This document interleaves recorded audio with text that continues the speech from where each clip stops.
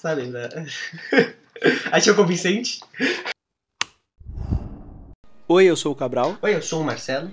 E hoje nós vamos gravar o nosso especial de Halloween. A gente vai conversar. Sempre tem Eu acho que é o quarto podcast seguido que tem depois. Eu não consigo. Desculpa.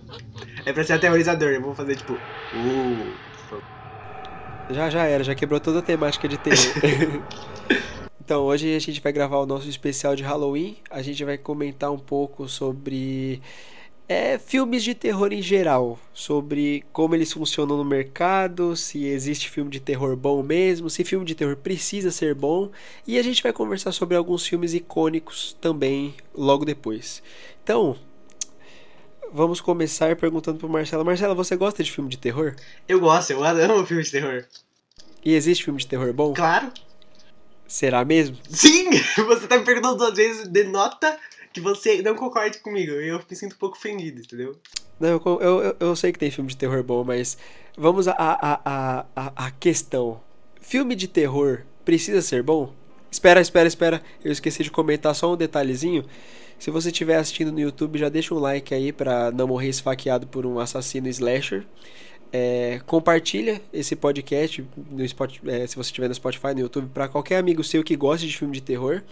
Ou, melhor ainda, se você quer assistir um filme de terror com uma pessoa e não sabe como, aquele crush, você fala assim: como é que eu vou chamar aquele crush pra assistir aquele filme cheio de sangue? Compartilha esse podcast. Então, se alguém te mandou esse podcast aqui, é porque essa pessoa quer assistir um filmezinho com você, entendeu? Então, assiste lá com a pessoa, entendeu? Pessoal mó legal, compartilha o nosso podcast. Mas e segue a gente também, né? Não vai direto assistir o filme. Tem que ter Você deve estar respeitando o convite dela se você escutar nosso podcast, entendeu? Não, porra, escuta o podcast, cara. Isso aqui não é convite-cast, é podcast. Tem essa parte do convite, mas aí você escuta o resto, aí depois marca com a pessoa de ir no cineminha, tá passando Halloween no cinema. É uma bosta? É uma bosta. Mas é terror. E segue a gente nas redes sociais também, principalmente no Instagram, porque é onde a gente tem a maior gama de conteúdos que a gente produz. Muito conteúdo exclusivo. E é isso aí, Marcelo, pode continuar. Tá bom, eu vou continuar aqui meu monólogo. Tá bom, então, filmes de terror, eles necessariamente têm que ser bom? Não. Eu acho que, como todo filme de um gênero, ele tá ali pra, cumprir o que foi proposto pra ele, sabe? Não é que todos os filmes de ação vão ser bons, mas se o filme de ação tem umas explosões, umas pessoas armadas e tiro, ele já tá cumprindo o papel dele, sabe? E se você tá assistindo um filme de terror, você não espera que você tenha assistido um suprassumo que vai ganhar o Oscar, mas você espera levar algum susto, né? Independente de como seja o terror psicológico, um terror de jumpscare, ou enfim, é aquilo que ele tá se propondo. Óbvio, existem filmes de terror maravilhosos, mas não necessariamente ele tem que ser perfeito, sabe? Eu discordo, eu acho que todo filme tem que ser bom, entendeu? Porque assim, porra, é um mercado. O mercado tem coisas boas? Tem coisas ruins? Mais ainda. Só que o ideal é que os produtos de arte tenham que ser bons. E se a Hollywood, né, as grandes produtoras tivessem essa visão, a gente teria muito filme de terror bom. Mas a maioria é bosta. Assim como qualquer tipo de gênero no cinema, entendeu? Porque o Marcelo comentou dos filmes de ação. E realmente, tem filme de ação muito legal. Aí, ó, John Wick, os próprios Missões Impossíveis. Eu gosto de Red que também. É Missão Impossível, né? Aí eu discordo. Mas... Eu acho muito bom. Porra, tem aquele lá do careca lá, o Bruce Willis, que todo mundo fala que é do Natal. Esqueci o nome daquele filme lá. Esse já fez... Eu acho que a carreira dele é baseada em fazer filme de terror. É muito filme com ele. Terror não, ação. Ação, verdade. Mas é no Natal lá, que é... Sei lá, todo mundo fala desse filme aí, eu esqueci o nome agora, mas né, tem a mesma coisa pra comédia, por exemplo, porque, por exemplo, mano, existe algum filme de comédia bom? Agora, eu não lembro de nenhum. É que eu acho que toda comédia, quando a gente considera ela boa mesmo, ela tem uma pegada de drama, né? Tem esses dois lados. E tipo, não é só comédia, né? Exato. Mas agora, comédia, pura comédia, eu desconheço uma comédia que seja boa, entendeu? Porque vem na minha cabeça o quê? Adam Sandler. Os amigos do Adam Sandler, paródia. Aí não dá, entendeu? Mas o foco, assim, ó, o ideal era que tudo fosse muito bom, sabe? Todo tivessem profissionais empenhados trabalhando no negócio e tudo mais. Infelizmente não é assim, mas eu acho que teria que ser tudo sim bom. Entendo, mas assim... Mas não é. Pô, mas assim, você assiste um slasher, Você não vai assistir um slasher esperando que ele seja o supra-sumo ali do entretenimento. Por que não? Porque a proposta dele não pode ser. Não dá pra você construir um supra-sumo ali, uma história super profunda com slasher, até porque os personagens têm que todos morrerem. Então, mas você não pode se importar o mínimo com o personagem? Posso, mas assim, normalmente, pra uma história ser muito boa, a gente tem que ter uma história contada. Tipo assim, normalmente as pessoas assistem slasher pra ver os caras morrendo ali, né? Não é pra contar uma história super elaborada. Então, mas não começou assim. Os primeiros slashers, que eu vou falar aqui mais pra frente sobre Halloween, ou até mesmo o Massacre da Serra Elétrica, são histórias, entendeu? Só que a partir daí se criou um subgênero, que foi o gênero dos slashers, onde todo mundo fez qualquer bosta, entendeu? Entendo. Que é só pra ver gente morrendo, mas esse não era a proposta do filme. Era ser um filme. Aí o mercado meio que contornou isso e tornou um negócio meio bosta. Isso é uma assim, culpa do muito capitalismo. bosta. Eu acho que também, entendeu? Entendi. Também, porque esses filmes fizeram muito sucesso e começaram a sair em massa. Porra, Sim. quantos filmes tem da saga Halloween? Uns 10. Jason, o Sexta-feira 13, uns 16, sabe? Porque dá dinheiro, aí começa a sair filme todo ano, e é isso aí, entendeu? Uhum. Sim, é verdade. É tudo bem, você tem argumentos muito mais sólidos que o meu. O meu é só, tipo, a história não dá pra fazer. É, eu concordo com você, realmente, pode ser fruto do meu, né? É que todas as histórias que a gente tem contato são essas histórias, tipo assim, que a gente vê, né? Que a gente consome de terror, normalmente são essas histórias que já foram estigmatizadas, assim, desse estilo, que não vão ser filmes bons, sabe? Tipo, sei lá, lançou um filme novo ali da Netflix, eu não consegui terminar de assistir, inclusive. Não vi muito, mas começou a me incomodar. Que era aquele Tem Alguém Dentro da Minha Casa. Eu não vi sobre ele, mas eu imagino que não seja um bom filme, não é um supra-sumo ali. Você vai assistir, você vai ver gente morrendo e é isso. Então acho que o que a gente tem contato faz a gente pensar que filmes de terror não vão ser bons, né? Pode ser isso mesmo. E é legal que eu não tinha nem parado pra pensar nesse estigma do capitalismo e do autoconsumo, porque é só você ver tipo, os filmes slashers, eles estão voltando agora. Porque, mano, desde os anos 90 ali nos anos 2000, foram muitos poucos a serem produzidos, sabe? A maioria foram remakes de grandes sagas e agora eles estão voltando, sabe? Porque eles passam muito tempo na gaveta. Porque eles se utilizam muito disso, entendeu? É igual o mesmo subgênero de Bruxa de Blair. Que é. Esqueci agora o nome, mas é com a câmera, né? Um negócio mais caseiro. Que, porra, foi Bruxa de Blair, aí foi Hack, aí foi Atividade Paranormal, Como que é o nome aí foi daquela um bilhão. daquela cópia de Hack? Aquela que é americanizada mesmo, né? Ah, é Hack americano. Hack americano. Hack É estadunidense. estadunidense, só bota pra fuder, meu. Então, aí sabe, tipo, é legal porque eles criam um formato novo, só que ele é tão utilizado que cansa, entendeu? Tipo, vai à exaustão o negócio. Sim, sim, é uma. Tipo, dá dinheiro, vamos fazer isso que dá dinheiro. É bem como funciona de forma geral, a fórmula que a gente sempre fala, assim, vou fazer uma conexão aqui, mas é a fórmula Marvel, né? Dá dinheiro, vamos continuar fazendo igual. É, tipo, é o roteiro pré-pronto, entendeu? Uhum. É a direçãozinha ali que perde sabe, é qualquer coisa e assim vai. Porque se você reparar, os primeiros filmes dessas sagas que fazem sucesso, eles são melhores do que o resto, porque eles são planejados ali, tem um roteiro, tem uma intenção, tem uma boa direção, sabe? Que é pra tornar a experiência legal. E a partir disso se populariza, aí fode tudo. Sim, sim, é verdade.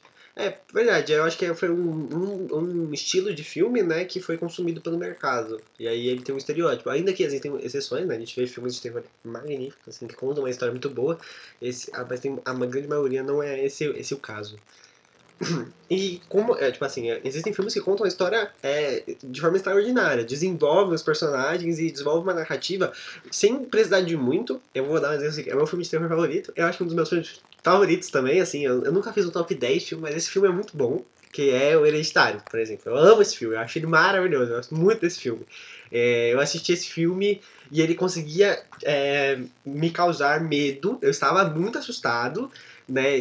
E ao mesmo tempo achava a história muito. Eu tava tipo preso dentro daquele filme, sabe? Preso dentro dali. E tem umas atuações sensacionais. Você lembra o nome da atriz que faz a mãe? Ah, não, eu não lembro o nome de nenhum do elenco ali. Enfim, essa atriz, eu vou lembrar o nome aqui, uma hora ela vai surgir, mas ela é maravilhosa, ela atua super bem. E lembrei o nome, é Toni Collette. Toni Collette. Tipo, eu não sei como ela não foi indicada ao Oscar. Sério? Porque aquela cena que ela tá na mesa e ela levanta e começa a xingar o personagem do Alex Wolff é sensacional, ela é muito boa. E a história contada, né, esse lance de culpa, etc, ele é maravilhoso, sabe? Ele é muito construído. E o Hereditário, né, é um filme de terror psicológico. E é interessante explicar isso, né? Porque pra mim sempre foi um mistério esse lance. A gente ouvia terror psicológico, que porra é essa? O terror psicológico é o terror que te vai causar medo abordando a vulnerabilidade humana, né? Emocional humana. Então, quando você se vê dentro daquela situação, o filme ele tem que conseguir colocar você bem imerso dentro da narrativa para que você consiga ver, se sentir aqueles sentimentos, né? Que o personagem está sentindo, sabe? Esse encurralamento emocional. Toda aquela linha de pensamento que o personagem está fazendo, sabe? É muito interessante e o fato de ser tão complexo assim é que torna muito difícil às vezes dar certo isso, eu acho. É uma história bem pesada, né? Não no sentido só do choque, né? Das coisas gráficas que acontecem, mas o clima que se constrói durante a história em si é um clima denso, um clima pesado, né? Que te deixa pra baixo e tudo mais. Inclusive, eu queria comentar uma coisa que é... Você já reparou que em alguns gêneros algumas coisas contam mais do que outras? Por exemplo, eu acho que no gênero de ação, de terror, a direção é mais importante que o roteiro. Porque é a direção que te guia pro filme, entendeu? E o terror, principalmente, que é uma coisa que você, como o Marcelo falou, você precisa estar ali concentrado, sabe? Imerso na história, a direção é fundamental pra isso. E o diretor de Hereditário, assim como é o mesmo diretor de Midsommar, ele é muito bom em fazer isso. Muito bom e é um mistério, porque foi o primeiro filme desse cara. E esse cara já mandou muito bem nesse filme. Qual é o nome dele? Ari Aster. Isso. Porra, são umas cenas assim que ele começa a cena de boa, assim, sabe? Aí começa a ter uma adrenalinazinha. Aí do nada vem um choque, pá! Aí você fica, meu Deus, mas não é aquele choque que... Não é só o choque pelo choque. Tem um contexto ali pra acontecer, Sim. sabe? Porra, a cena da cabeça. Porra. Assim você fica, caralho, isso aconteceu mesmo, assim, tipo, é igual a cena do suicídio dos velhos lá no Midsommar, você fica, caralho, isso aconteceu mesmo, cara. Não, muito interessante a construção dessas cenas, porque eu percebo isso, talvez eu esteja viajando na maionese, mas vocês assistam a cena de novo, vocês vão perceber. Eu sinto que ele tira o som, a música, sabe? Uma música do fundo. Ele bota muito amplificado o som que os personagens estão fazendo. Então aquela cena que a Charlie perde a cabeça, a gente tá ouvindo a Charlie ficar ofegante e parece que vai ficando mais alto, só que é tão devagar que você não vai percebendo, entendeu? E aí você consegue ouvir o desespero do irmão da Charlie dirigindo enquanto a menina tá morrendo ali. E aí a cena continua, e aí, nossa, eu tô arrepiando só de lembrar.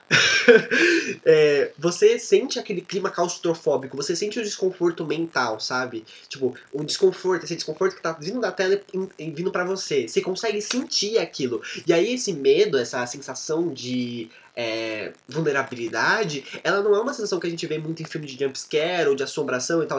Ela é humana aquilo, tá ligado? E essa cena que o João falou, né? Ela é exatamente isso, sabe? Não tem música de fundo, é direção ali.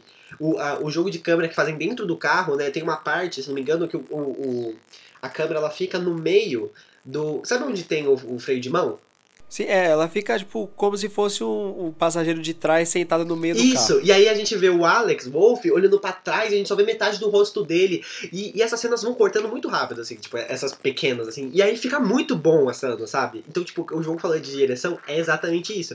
E o Ari Aster manda muito, muito mesmo. Né? Ainda que o João falou Midsommar, ainda que Midsommar não seja tão terror pra mim quanto é Hereditário, ele também, essa cena, é desconfortável assistir Midsommar, sabe? Você assiste a cena do suicídio dos velhos lá, que ele pula, e aí o cara não morre, sabe? Tipo, é desconfortável assistir aquilo. É muito desconfortável. Ou a sensação que como que é o nome dela? Eu só sei o sobrenome, que é Putz, né? Florence Pugh. Pugh, isso. A Florence Pugh, tipo, você sabe que ela tá desconfortável e as cenas vão construindo pra que você sinta esse desconforto dela também, sabe? E aí você vê o marido dela, né, o noivo dela, e as cenas que acontecem, parece que isso ajuda mais ainda a você ficar desconfortável. E assim, apesar de ser uma experiência, assim, essa experiência negativa, entre aspas, de você ficar desconfortável, você ficar claustrofóbico, é muito interessante como você quer assistir aquilo, mesmo você tá se sentindo relativamente mal, sabe? Porque tem até um lance psicológico isso do terror, né? Que o terror ajuda você a lidar com ansiedade, é como se fosse uma terapia de exposição. Muito interessante. Tipo, que a pessoa passa por essas cenas que lhe causam desconforto para que ela possa lidar com a própria sensação ali, sabe? Porque uma pessoa com bastante ansiedade e depressão, esses packs que você vai tendo no filme de terror te ajuda a lidar com isso, sabe? E apesar de ser uma situação desconfortável, ela te causa sensações que dentro do sua cabeça, assim, que são que eu falei desconfortável, se falar confortável vai ser contraditório.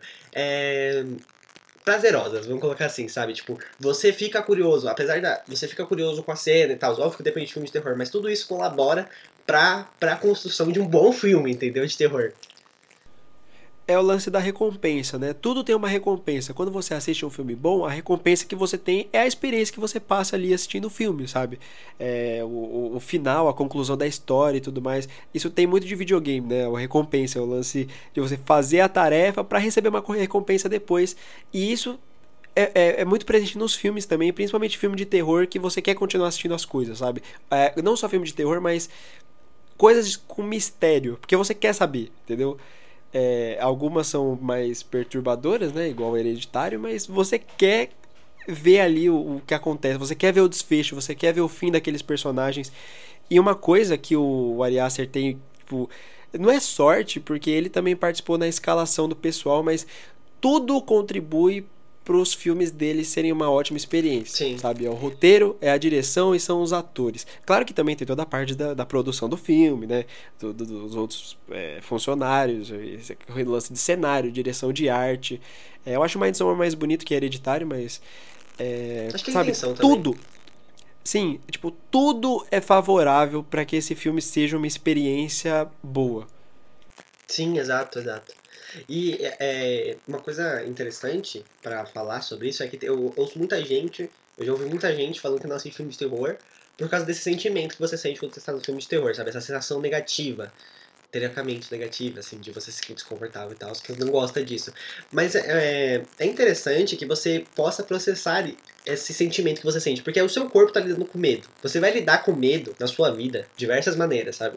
Então, quando você tá assistindo um filme de terror, é interessante você prestar atenção em como o seu próprio corpo reage. Porque quando você tá em um estado de luta e fuga ali, que às vezes o filme de terror pode causar, não existe uma dissipação entre o real e o imaginário. E aí você fala, porra, mas eu vou imaginar o demônio aqui do lado. Não, eu tô falando até de situações hipotéticas da vida real que não vão acontecer, mas que na sua cabeça parecem extremamente válidas, sabe? Tipo, vamos supor, você vai apresentar uma apresentação antes ali, e aí você começa a pensar que o projetor pode quebrar, isso atrapalhar a sua apresentação, e você não conseguir apresentar direito, as pessoas rirem de você. Você imagina um cenário assim totalmente que não vai acontecer, que ele é quase impossível de acontecer, mas é extremamente negativo. E pra isso, enquanto você está nesse estado de luta e fuga, de ansiedade, não há dissipação, não há diferença nisso na realidade. Da realidade pra irrealidade, né? Essa situação hipotética que você montou. E o filme de terror, ele pode te ajudar a você lidar com isso, porque senão você está sendo exposto a essa sensação de forma controlada, é claro, e dá pra você poder entender o seu corpo como ele funciona, sabe? Interessante. Eu sou a pessoa que o Marcelo falou, sabe? Eu não sou muito fã de filmes de terror. Principalmente porque a maioria não tem muita qualidade, né? Como a gente comentou, porque eles começam a sair em larga escala e aí caga tudo. E segundo, porque a minha maneira de reagir a isso é fezes. Eu sou muito cagão. Puta que pariu, eu tenho muito medo, entendeu? Eu gosto de dormir. Eu sou uma pessoa que gosta de dormir. E quando eu assisto filme de terror, isso dificulta um pouco esse processo. Então, eu assisto ali periodicamente. Não, mas tá certo. Eu fiquei aqui falando do Ari Aster, falando tudo isso, mas assim, assistam o Hereditário se você não assistiu, tá bom? Só pra concluir a ideia, porque é um filme maravilhoso. Ótimas atuações, o final é surpreendente. Eu queria só fazer uma pergunta, João, como você tava se sentindo no final do filme, sabe? Quando o Alex Wolff entra na casa, aí tá tipo, o cara tá pegando fogo, a mãe dele tá louca, e aí você começa a ver gente assim. Tipo, como você tá se sentindo nesse momento? Porque eu acho que esse momento é o que define a sua experiência com o Hereditário. Porque aquela sensação, eu estava claustrofóbico. Eu olhava pro filme, eu queria saber o que ia acontecer, mas eu tava com muito medo, sabe? Eu olhava pros lados, assim, tava com muito medo. Olha, eu tenho certeza que a minha cara tava igual a cara do Alex Wolff depois que ele bateu a cara na mesa. Toda fodida. Eu tava olhando pra aquela porra com uma cara assim e aposto que tava igualzinho. E só um adendo. Eu queria só entender por que velhos pelados são tão assustadores. Porque sempre que tem um velho pelado em algum filme, ele é muito assustador. Isso é muito aterrorizador. E eu não entendo porque. Sim, a bruxa, tem a véia lá, você fica, meu Deus, é um negócio, não sei, eu acho que é uma mistura de desconforto com. Não sei explicar, muito medo. É um medo abstrato. Ah, eu, Oh meu Deus, não, porque imagina, você tá de boa, dormindo na sua cama, você olha pro lado e tem um velho pelado te encarando. É um negócio meio assim, muito. eu só que. A gente tá falando de filme de terror, né? Especial de Halloween. Eu juro que acabou de pousar aqui no telhado da minha frente, da minha casa, da minha janela. Aqui, tipo, sei lá, tá a 2 metros de distância de mim, bem pouco, um urubu gigante, assim. Isso foi um aviso, vai alguém me matar hoje, porque eu achei achei aterrorizador. Fiquei um pouco de medo agora, mas tudo bem, só um comentário aqui. É um aviso do Hitchcock, que fez aquele filme Os Pássaros. E assistam Hereditário, como o Marcelo falou, também assistam Midsommar, porque por mais que ele não seja um filme de terror, terror, é uma experiência que vale a pena. Assim, é uma experiência mais interpretativa. É um negócio, é um lance meio. Sei lá, é uma experiência. É Vocês uma têm que ter pra experiência. tirar. Tem que ter pra tirar as próprias conclusões. Voltando num ponto que o Marcelo comentou, né, sobre a direção, principalmente em filme de terror, eu acho que isso é um detalhe extremamente importante. É importante em qualquer obra audiovisual, entendeu? Mas principalmente em filme de terror, que é o som. Porque o filme, assim, uma animação, assiste ela sem áudio nenhum.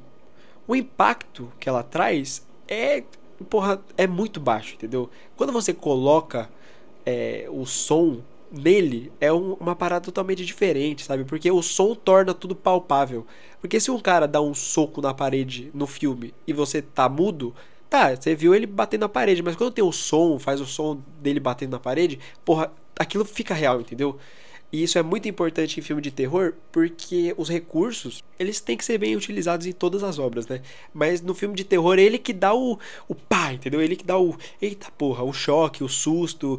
E isso é muito legal de ver, porque como o Marcelo comentou na cena da Charlie, tem toda a questão do Foley, né? Que são os sons reproduzidos pelas coisas vivas, né? Vamos dizer assim. Só que também tem os ruídos, porque tem o carro, aí tem você escuta as coisas lá fora e tudo mais. Só que aí a respiração vai ficando mais alta. Aí o que tá em torno ali vai ficando mais baixo. E não tem trilha musical na hora, entendeu? E eles também se utilizam muito bem do silêncio, porque antes de bater ali, fica tudo pá, entendeu? Dá um pá, pra batida ter mais impacto, entendeu? Porque quando você diminui no zero, quando vai pro 100, puta que pariu, você leva um susto. E é muito bom quando eles trabalham isso de forma certa nos filmes de terror, porque eles dão vida pro que tá acontecendo, né? Sim. Isso é muito legal.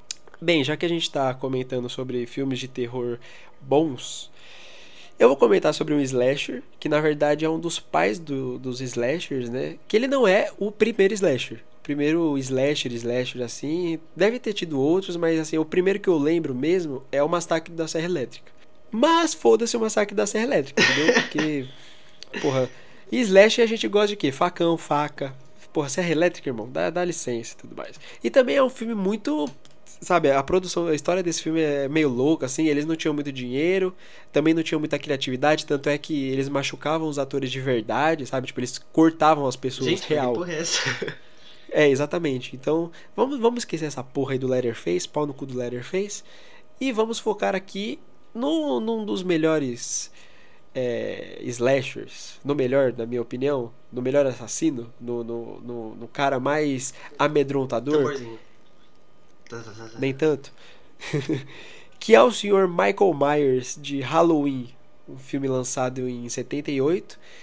E, mano, é um filme que ele não é uma experiência, como o Marcelo comentou sobre Hereditário, sabe? Eu acho até injusto fazer uma comparação, até porque os gêneros são diferentes e porque Halloween é muito antigo. Então tem certas coisas que hoje ficaram datadas, sabe? Porque é normal. Porra, é um filme com mais de 40 anos. Então, né? Quando a gente vai assistir, a gente tem que ter o peso na consciência. Ó, isso aqui é de 40 anos atrás, entendeu? Não existia CGI, não existia. Os efeitos práticos, eles não estavam tão evoluídos. Mas é um filme assim que tem uma direção, meu amigo, que é muito boa. O John Carpenter, ele é um cara foda na construção de suspense, em fazer você se importar com os personagens, sabe? É um lance muito diferente pra época e infelizmente que só teve nesse, porque nos próximos aí foi ladeira abaixo, entendeu? Ele volta um pouco disso no Halloween de 2018, mas o clássico mesmo é uma das obras-primas do terror. Não, e a musiquinha, né? A musiquinha é um clássico. Quem não escuta isso não lembra. Sim, volta a comentar sobre a importância do som nos filmes de terror, né? Uhum. E assim, por que eu falo que o John Carpenter é um cara muito foda? O projeto não surgiu por causa dele. Surgiu de um cara que chamava Irving Abloh. Ele era produtor lá da Universal, eu acho. De algum estúdio aí. E eles queriam fazer um filme slasher, né? Estilo ali, o Massacre da Serra Elétrica. E aí eles criaram um projeto que se chamava O Assassino de Babás.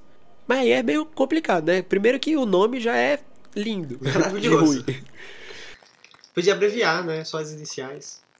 Assassino de Assédio B. De qualquer jeito ia ser ruim. Mas eles não tinham ideia de como fazer esse filme, de como trazer um assassino e tudo mais, né? Como criar uma coisa emblemática. E aí eles chamaram o Sr. John Carpenter, que é um cara assim muito do prestativo, entendeu? Porque esse filme, ele teve um orçamento de $300 mil. Aí você pensa, caralho? E $300 mil, meu amigo, não é nada. Porque pensa que num filme você precisa pagar funcionário, pagar ator, pagar locação. Tem custo de tudo, entendeu? É um bagulho assim muito caro. Arte, então 300 mil... Tem um monte de coisa. Sim, 300 mil pra fazer um filme é muito pouco.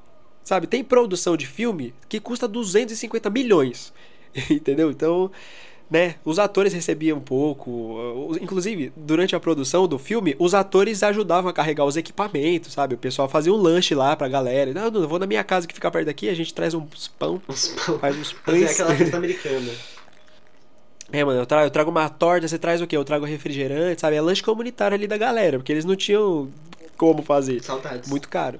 Nem tanto, eu sempre ficava com uma fileira que tinha que trazer um negócio mirabolante, ficava puto, porque uma fileira tinha que trazer copo descartável e guardanapo, a minha que tinha que trazer um frango frito. Um peru assado de Natal. Fazer, porque aí eu fazia, sei lá, umas tortas, uns negócios assim, que era legal de fazer em casa. Ah, sei não. Mas, né, o orçamento era pouco, então eles falaram pro John Carpenter, é isso aí que a gente tem, dá pra fazer? Aí o John Carpenter pensou, eu consigo. E quando o cara falou eu consigo, ele não estava brincando, porque ele foi o diretor, o idealizador, ele que criou o argumento da história, né? Que é ele que criou basicamente ali o núcleo e tudo mais, o personagem, foi o roteirista e o compositor. Então, porra, o cara é foda. Inclusive, uma curiosidade legal que eu acho que o Marcelo vai gostar é que o John Carpenter, ele já fez faculdade de psicologia. Que da hora!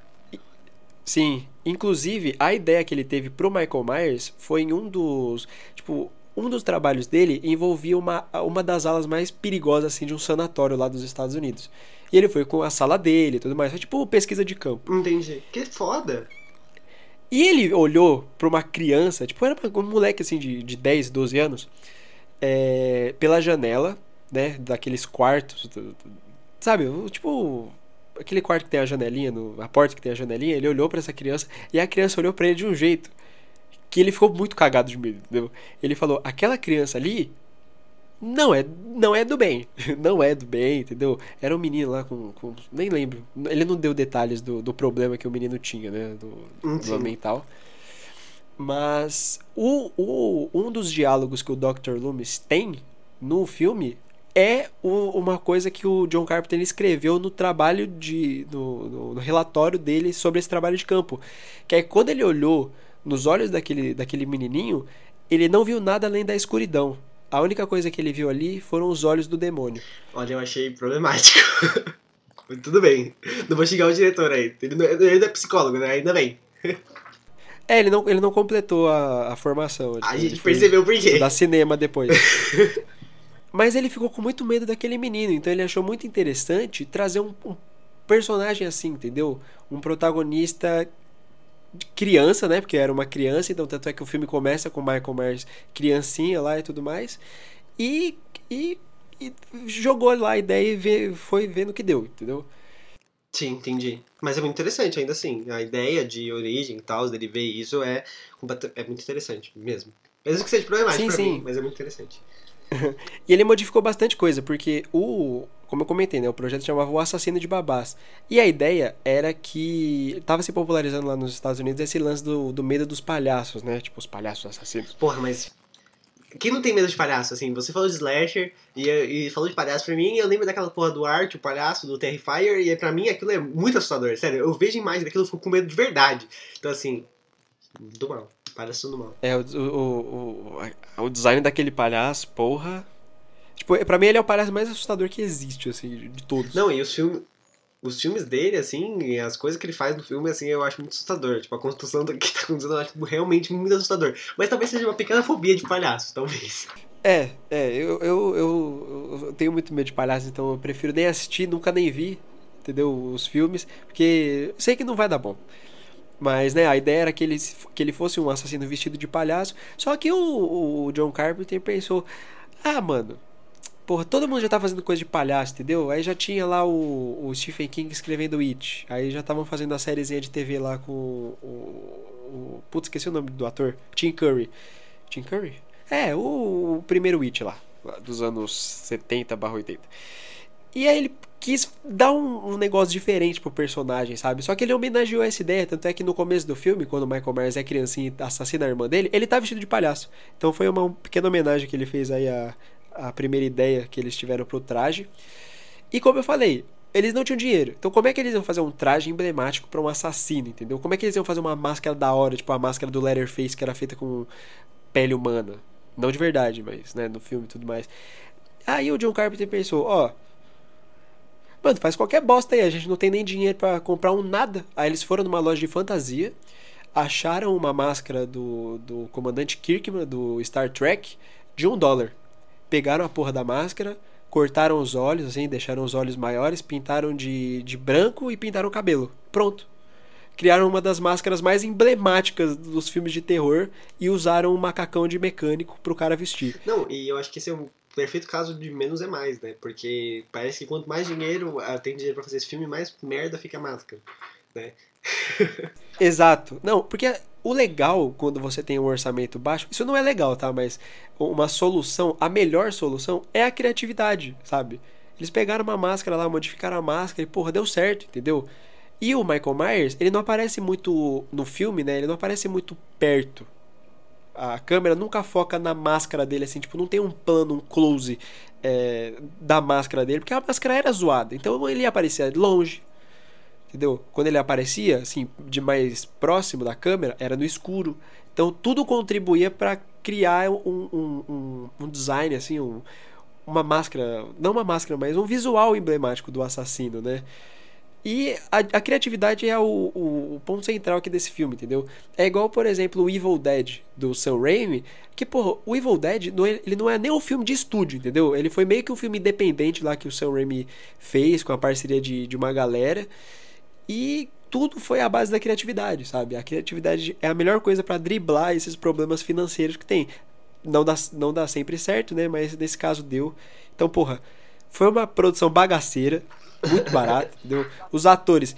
Porra, eu acho que a única atriz realmente de calibre que eles contrataram, que nem era de calibre na época, foi a Jamie Lee Curtis, né? E foi o ator do Dr. Loomis.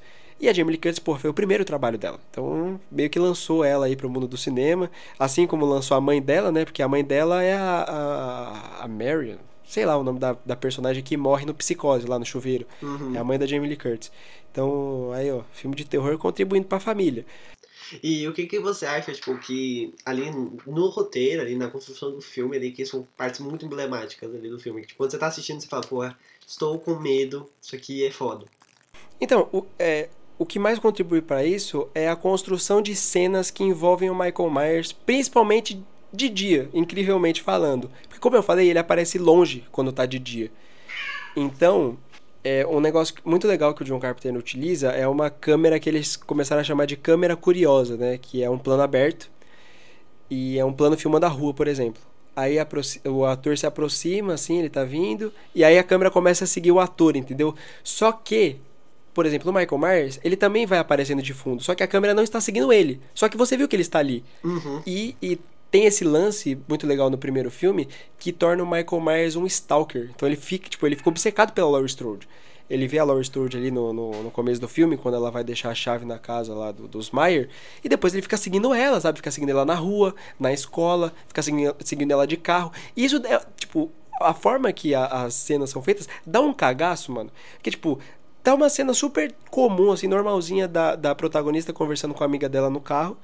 Aí, do nada, você vê que o outro carro apareceu atrás. Só que é um carro, a princípio.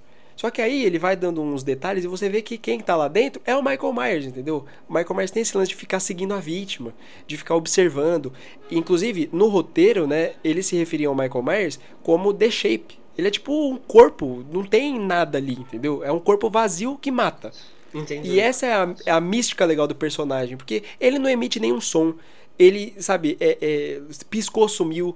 Então dá essa construção, sabe, de que ele pode estar ali a qualquer momento e você não vai ver se ele te mata. Eu acho que essa construção também que você falou dele ficar atrás, né? Isso é muito assustador. Eu não sei, em geral, né, se as pessoas concordam comigo isso, mas eu normalmente tendo a ter mais medo quando são, é claro que depende, mas são pessoas reais, assim, ou alguma coisa do tipo, que é o perseguidor. Se tem alguém perseguindo, se vai ser um filme com jumpscare ou com alguma coisa assim, que vai ter alguma coisa perseguindo, que a gente sabe que tem um grande bichão ou alguma coisa, eu prefiro que seja um ser humano do que um bicho, porque eu sinto que dá muito mais medo pra mim. E em todas as mídias, não só filme, né? Vou dar um exemplo aqui. Né? Na época que lançou Until Dawn, né, e a gente era uma febre Until Dawn, né, eu joguei Until Dawn, só que na hora que a gente descobre, por exemplo, que o Josh, e é um jogo de terror, né, o Josh, na verdade, não era um assassino e que tinha um lance lá de um mendigo e tal, eu perdi muito do medo, tipo, da apreensão que eu tinha até eu saber isso, sabe? Porque o lance de ser um assassino e ser uma pessoa que tá te observando, eu acho que o lance de você ser observado mexe muito com o psicológico humano, sabe? Com o próprio lance de você como indivíduo. Então eu acho que isso é muito assustador. E quando você coloca isso num filme, né? E você sabe que aquela coisa é imparável ali. E ela tá te observando e tá ali te olhando, dá muito medo. Inclusive, quando o urubu pousou ali, eu sentia que ele tava me observando, me deu medo. Entendeu? Então, eu acho que esse lance funciona muito bem pra causar medo. Em todas as mídias, inclusive, né? Quando você tá jogando, sei lá, Outlast, e aí você tá vendo tem algumas cenas, né? No Outlast, acho que é o 2. Por exemplo, tem aquele cara canibal e ele tá te observando, sabe? Esse lance dele ficar te observando, isso é muito assustador. Pelo menos eu acho muito assustador. E como você falou, né? Eu acho que tem o lance da verossimilhança. Porque, porra, você tem medo de ser seguido, observado na vida real também, né? Tem. Porra, eu se estivesse ali no lugar da Laurie Strode, eu ia ficar com o cu na mão. Porra, um cara me perseguindo, tipo, na escola, na rua, na minha casa, eu ia ficar, gente, fudeu, entendeu? Fudeu. E é mais legal o visual dele, por mais que ele use uma máscara, né? Seja um cara alto, por exemplo, ele não é um monstro igual o Jason, que é um bicho, sei lá que o Jason é. Tipo, sabe, ele não é um ser humano. E o Michael Myers e eu acho que isso... Depende da versão. Então, tipo, tem esse lance da indestrutibilidade dele, mas a princípio ele é um ser humano, sabe? E isso dá um cagaço ali. Principalmente no primeiro filme, porque, porra, ele desmaia, por exemplo, com uma agulha no pescoço, que né, dói, mas um monstro tipo Jason, não ia parar. Acho que o lance é esse. O Michael Myers, ele é um ser humano, tipo, ele é parável, por mais que ele levante depois e, sabe, até o jeito dele levantar é emblemático, porque ele se levanta e continua fazendo as coisas, ele é parável, sabe, tipo, ele fica caído no chão, dá pra golpear ele. Como é que você vai bater no Jason, mano? Que é um monstro de 3 metros de altura, que todo deformado, não dá, entendeu? Não dá pra confrontá-lo. Não, o Michael Myers dá.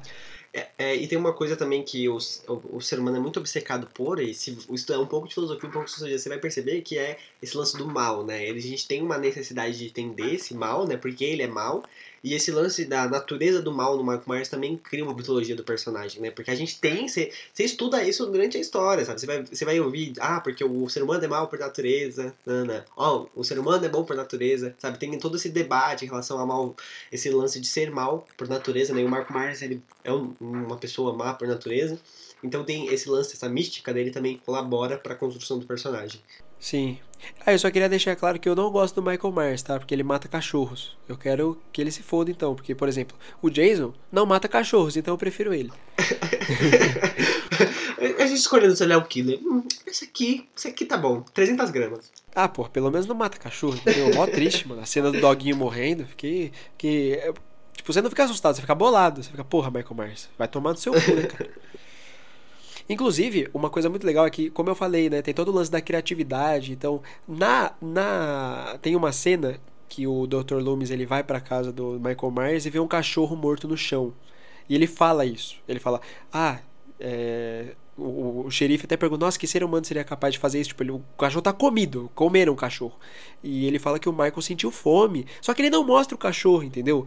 Porque, tipo, não tinha dinheiro pra fazer um cachorro devorado no chão. Então, é tudo lance ali da direção, entendeu? Dá pra acreditar. Porque eles estão olhando pra baixo, eles estão conversando como se eles estivessem olhando pra algo. Só que não tinha nada ali, porque não tinha dinheiro. Uhum. Então é esse lance. É um filme bem... tipo, a suspensão de descrença que é criado nele funciona muito bem, entendeu? Sim, entendi. E assim, eu também não gostaria de ver o cachorro comido também. Então, obrigado. Ah, mas detalhe, o Halloween Kills, né, que tá no cinema agora, ele tem cenas flashbacks que mostram a noite de 78 e mostra o cachorro, porque dessa vez eles tinham dinheiro pra fazer, entendeu? E ele tá como que é o cachorro comido? Eu não assisti esse filme, mas você assistiu. Ah, mano, é um cachorro que tá com metade do corpo carne viva lá, porque tá assim, sei lá, tá aberto. O Michael Myers comeu o cachorro cru, entendeu? Uma loucura mesmo. Mas tudo bem. Sim. Ah, uma coisa legal que eu queria comentar nesse filme também, acho que a última coisa que eu vou comentar é que o roteiro, ele é do John Carpenter, mas ele não é só do John Carpenter. Ele também é da Deborah Hill, que era o caso romântico dele na época lá. E é interessante porque o John Carpenter, ele escreveu as partes do Dr. Loomis, que é essa parte mais sobre... ele explica o necessário, sabe? Não chega a ser um roteiro expositivo, mas é um roteiro que ele precisa explicar certas coisas. E o Dr. Loomis serve como isso, entendeu? Tipo, ele é o psiquiatra que acompanhou o Michael praticamente a vida toda dele. Então ele conta o que é o Michael, sabe? Ele tem cenas emblemáticas. E a parte da Laurie Strode, das amigas dela, dos namorados, a parte adolescente, foi escrita pela Deborah Hill. Hills. Acho que é Hill só. Que já tinha sido babá, então ela já tinha, sabe, ela se inspirou muito nos diálogos que ela tinha na adolescência dela pra fazer essa parte da Laurie. Então é um negócio que também fica muito crível, sabe? Você acredita que adolescentes conversassem aquilo? Claro que se você for assistir hoje, não é tão assim, né? Porque pensa que eram adolescentes dos anos 70. Então, como eu falei, tem que assistir esses filmes, tem que ter na mente que, porra, não é um filme atual, é um filme dos anos 70. Mas era isso, de Halloween, claro que, porra, é datado, entendeu? Tem coisas que não fazem muito sentido, mas pra época ali, filmaço. A direção, belíssima. Perfeito, então. A gente comentou antes, né? Eu comentei sobre o Ari Aster, e eu vou comentar sobre um outro diretor, que também é da mesma produtora, a A24. Vou falar A24 porque eu tô no Brasil. Foda-se se é diferente. É a A24 que é uma produtora, e ela produziu, o Midsommar produziu como que é o filme? Hereditário, e ela produziu A Bruxa, que é do Robert Eggers. E esse filme, ele é um filme de terror também muito bom. E aí eu queria falar um pouco dele, porque assim, eu acho que A Bruxa, desse filme que a gente falou, talvez seja o que mais divide opiniões, porque eu já vi muita gente que não gosta desse filme. Inclusive, você já viu alguém que não gosta desse filme? Porque eu já encontrei. Já. Tipo, tanto que o lance do joinha lá, a recomendação do Netflix lá é baixa da Bruxa, né? Mas eu acho A Bruxa um filme muito bom. Eu acho que ele é construído de forma muito diferente de outros filmes de terror. Muito diferente. Tipo, querendo ou não, a gente tá numa época muito antiga, né? E ele é construído em partes, e não é explícito nada, né? A gente vê tudo muito implícito e tal. Mas eu acho que a construção desse terror, que a gente não tá entendendo muito bem o que tá acontecendo, ele é muito bom. Pra mim, A Bruxa é um filme sensacional. Inclusive, eu acho que eu não gostava muito de filmes de terror quando eu era mais jovem. E aí eu acho que A Bruxa, eu não lembro quando lançou, mas A Bruxa, principalmente, foi um dos filmes que eu comecei a gostar muito de filme de terror depois de assistir A Bruxa. A Bruxa é de 2016, se eu não me engano. Eu acho. Já tem um tempinho. Eu acho que é. Acho que é de 2016. E aí eu lembro de assistir A Bruxa e fiquei, porra, esse filme é bom, eu senti medo. E eu gosto muito da construção dele. E aí tem umas cenas muito desconfortáveis, aquela cena do bode e tal, é muito boa. As crianças cantando com os bodes, eu acho maravilhoso. Inclusive eu achava até que esse filme foi escrito e produzido, dirigido pelo Ari Aster. Mas não era pelo Robert Eggers. Mas ele também é um filme da mesma produtora, então pra mim fez sentido ali, porque eu achei isso. A mágica de A Bruxa é isso, né? A construção do filme. É isso que leva ao medo, sabe? É um filme desconfortável, que tem umas cenas que você fica meio... sabe, aquela afliçãozinha e tudo mais. A trilha Uhum. sonora contribui muito pra isso. E as principais críticas que eu vejo em relação a esse filme é que ele é lento, é que ele é fraco, mas aí cada um, entendeu? Sim, eu vi isso também, tipo, né, de acharem que o filme caminha lento e tal. Mas eu acho que justamente essa lentidão de construir as cenas é que faz com que você sinta medo depois, sabe? Tipo, a gente tem parte, né, que os membros da família vão sumindo, então a gente tem, primeiro o bebê some, né? E tal, aí depois a gente vê o menino que vai pra floresta, né? E a, tem um lance também muito importante que constrói durante essa história, que é a angústia da Tomassi, que é a protagonista. E eu sei que o nome é estranho, mas é Tomassin ou Tomassi, alguma coisa assim. E eu acho que isso é muito construído junto com essa lance de terror. Conforme a gente vai vendo a construção de um filme que te assusta, que é essa bruxa, essa força que tá acontecendo um monte de coisa, a gente também tá vendo a construção dessa personagem e da angústia que ela tem em relação à família. Porque, tipo, a mãe, aparentemente a mãe, eu já não gostava dela, sabe? Tipo, eu já tinha, não gostava dela, tinha problemas com a mãe, eles estavam sem dinheiro por causa de alguma coisa que aconteceu com o pai, e aí, tipo, tem essa coisa ruim. Aí o bebê some quando a Thomasin tá cuidando dele, então a mãe dela começa a ficar com muita raiva, o menino some quando ela tá com a Thomasin de noite, então a culpa recai sobre a Thomasin de novo. Então essas coisas você vai sentindo medo, né, do que vai acontecendo, essas coisas vão te angustiando, né, tem aquela cena do menino, que estão tentando ajudar o menino, ele tá morrendo, enquanto tem essa angústia muito grande da Tomassi. E o filme, ele tem um estopim, né, que a gente começa vai pro caralho, né, o filme vai pro caralho. Eu acho que isso é uma coisa comum até, relativamente comum nesses três filmes que a gente falou, né, do Midsommar, do Hereditário e da Bruxa, que, tipo, vai indo calminho, tudo vai pro caralho, sabe? As pessoas começam a queimar, tipo, tá uma loucura, assim. E a Bruxa acontece isso justamente quando a mãe já quer matar a Tomassi, e aí vai pro caralho, né? As pessoas começam a morrer, o demônio na cabra, ela começa a matar todo mundo, fica uma loucura. E eu acho esse filme muito bom. Eu acho que ele é um ótimo filme pra quem, tipo, assim, não tá acostumado com terror e vai assistir, talvez. Eu acho que funciona. Eu acho que ele dá, desses filmes que a gente falou, eu acho que ele dá menos medo, pra mim. Ah, menos uma edição. Acho que Halloween dá menos medo, mas porque né, é um filme É um antigo e filme tudo mais. antigo, Enfim, eu acho esse filme maravilhoso. Eu acho muito bom. Não escute quem não gosta. Eu tinha na Netflix, não sei se ainda tem. Mas tem no Globoplay, isso tenho certeza. Assistam o filme e tirem suas próprias conclusões, porque eu acho que esse filme aqui ele divide muita opinião sobre a construção dele. Mas, como eu falei, essa construção psicológica da personagem com a trama, pra mim, é muito perfeita. No final a gente já tá vendo a mina voar e os caralho, aí já despirocou mesmo. Mas pra mim é ótimo. Eu acho que tem muito a ver com gosto. Se você gosta de filmes mais dinâmicos, acho que a melhor pedida pra você aqui, de tudo que a gente comentou nesse podcast, é sim o Hereditário. Porque ele é um filme com um ritmo mais. Tipo, Midsommar é lento, Halloween também, porque tem esse lance da construção, né? A bruxa é mais ainda. Então, se você é uma pessoa que prefere filmes mais dinâmicos, assiste o Hereditário. Sim. Ou assiste algum slasher, sei lá. Porque tem muito disso também que é tão popular. Esse estigma que terror é ruim, foda-se, a gente só quer ver morte ou levar susto gratuito, Uhum. que foda-se a construção da história, sabe? A gente só quer ver isso, então tem muito esse misticismo de filme de terror não pode ser bom, sabe? Não pode ser lento, tem que me dar susto a toda hora, tem que ver gente morrendo a toda hora e tudo mais. Complicado, mas... É que eu acho que isso também tem muito a ver com os filmes, né, que pra nossa geração, né, e para gerações mais velhas, que ficaram famosos, né, que Invocação do Mal, os filmes desse mesmo diretor, que eu não lembro o nome, você sabe? Que ele fez Invocação do Mal, fez um monte de filme assim. James Wan. Ele tem, são filmes de muito jumpscare, né? Tipo, tem uns jumpscares que funcionam, mas a maioria sabe, é música baixa, pá, e, Isso. sabe, é um negócio gratuito, assim, só pra dar jumpscare mesmo. Então eu acho que a gente tá acostumado a bastante ver, porque esses filmes ficaram muito famosos, cara, todo mundo conhece Invocação do Mal, e esses filmes ficaram muito famosos, cresceram muito, e eu acho que as pessoas estão acostumadas com esses jumpscares, sabe, tipo, toda hora tem jumpscare, tem que ter alguma coisa pra te dar jumpscare, e às vezes eu tenho uma sensação, eu gosto desses filmes, tá, não acho horríveis, assim, eu acho legal de assistir até. Mas eu tenho às vezes uma sensação que eles estão tão preocupados com o jumpscare que eu já se perdi ali no que tá acontecendo, né? Que eu lembro que tem uma cena, que eu comecei a falar mal do jumpscare, mas quando você tá assistindo Invocação do Mal 2, do nada surge o Homem Torto e pipipi. E eu lembro de assistir e pensar na hora, mas porra, quem é ele? Por que do nada viu um bicho gigante? Não era a porra da freira? As coisas não estavam só virando ao contrário? Por que tá virando um bicho aqui? Então é bem jumpscare mesmo. E acho que talvez por isso esses filmes às vezes não atraem tanto público, esses filmes que tem uma construção devagar, assim, que... O terror psicológico mesmo.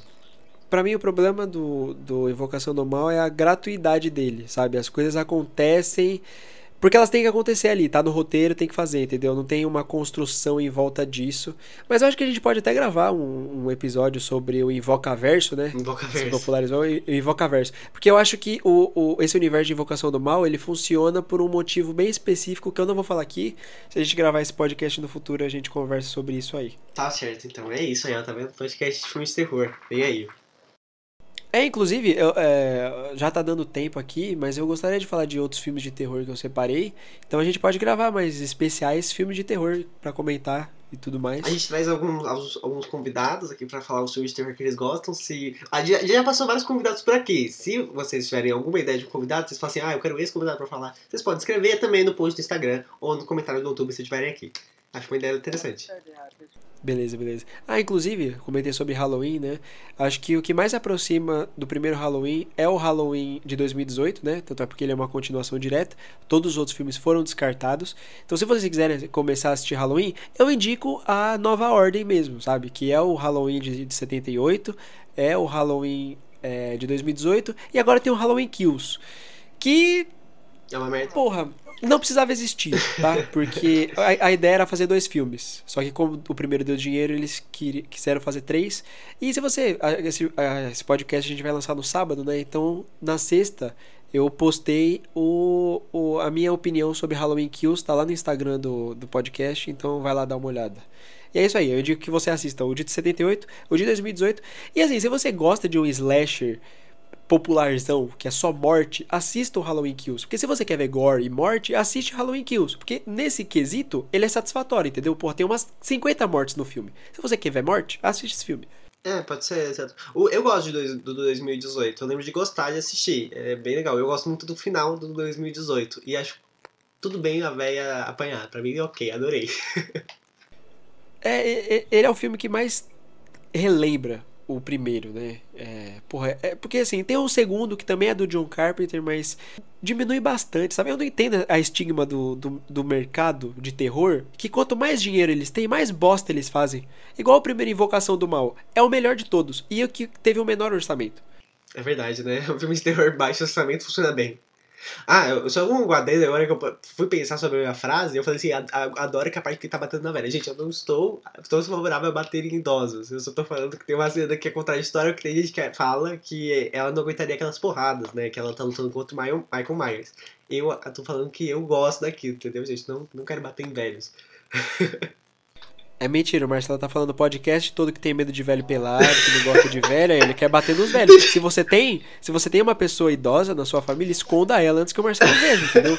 Porque o Marcelo no Halloween vai pegar a máscara dele, mano, vai pegar o taco de beisebol e vai descer o pau nos velhos. Teve outro podcast também, eu não lembro o que a gente tava falando, que eu falei alguma coisa de velho também, parecia que eu queria bater. Gente, eu não gosto de velhos. Gosto muito, na verdade, fofinhos eles. Então é isso aí, gente. Tá na hora de desligar.